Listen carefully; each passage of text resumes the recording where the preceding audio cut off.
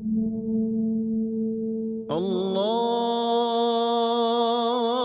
أكبر الله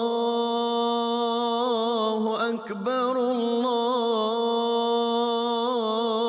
أكبر لا Proklamasi orang Melayu tidak menyentuh mana-mana kaum lain, cuma kita tumpu kepada masalah yang dihadapi oleh orang Melayu. Bukanlah kita nak rebut harta orang lain, itu tidak. Kita mengaku bahawa negara kita ini penduduknya terdiri daripada berbagai kaum, dan kita perlu ada hubungan yang baik antara kaum supaya negara kita ini aman dan stabil. Hanya kerana aman dan stabil saja barulah Malaysia dapat mengatasi masalah-masalah, terutama masalah orang Melayu. Jadi proklamasi ini hanya untuk menyedarkan orang Melayu bahawa mereka sedang hilang negara mereka secara langsung kerana mereka miskin. Kerana mereka miskin, mereka jual tanah reserve Melayu pun mereka jual. Sekarang ini kebanyakan daripada tanah yang berharga, bernilai tinggi sudah tidak ada lagi kepada orang Melayu. Kalau proses ini berterusan, satu hari kita akan dapati orang Melayu bukan saja miskin, tetapi tanah di negara mereka juga bukan milik mereka. Dan ini tidak sepatutnya berlaku.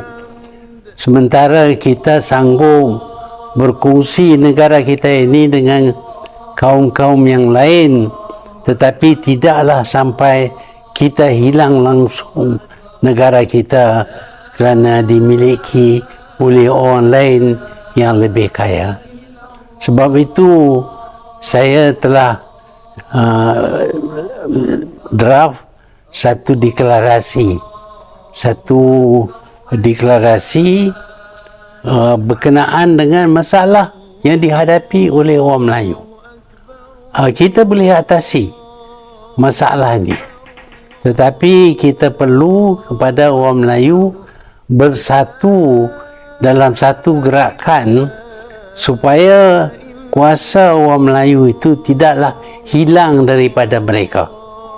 Hari ini kita dapati bahawa walaupun Perdana Menteri terdiri daripada orang Melayu, tetapi dia bergantung kepada bukan Melayu untuk kekal sebagai Perdana Menteri. Sebaliknya kita perlu ada Perdana Menteri yang bebas untuk menangani masalah-masalah yang dihadapi oleh orang Melayu. Kalau kita tidak tangani masalah ini, percayalah kita akan hilang negara kita.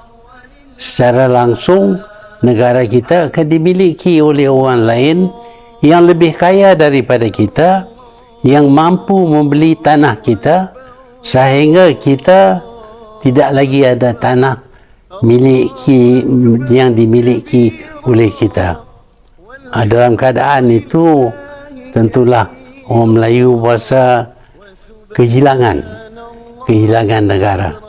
Sebab itulah saya minta supaya orang Melayu bersatu. Cara bersatu kita ialah dengan menandatangani proklamasi kita ini.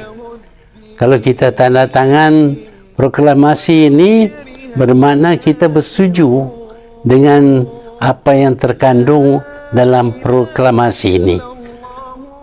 Langkah yang kedua ialah untuk kita menentukan negara kita diperintah oleh dominasi orang Melayu seperti dahulu, bukan untuk nak rebut harta orang lain, tetapi hanya nak jamin hak kita kekal sebagai hak kita. Itu saja niat kita, tak ada niat buruk terhadap kaum-kaum yang lain. Mereka terus bebas menguasai ekonomi. Tetapi sikit sebanyak orang Melayu mestilah ada kuasa politik untuk menyelamatkan diri mereka. Dan kuasa politik datangnya daripada pilihan raya. Bila ada pilihan raya, undi kita menentukan siapa yang akan mentadbir memerintah negara kita. Kalau kita tidak keluar mengundi, maka orang lainlah yang akan dapat jadi kerajaan dan mereka tidak akan ambil berat masalah orang Melayu.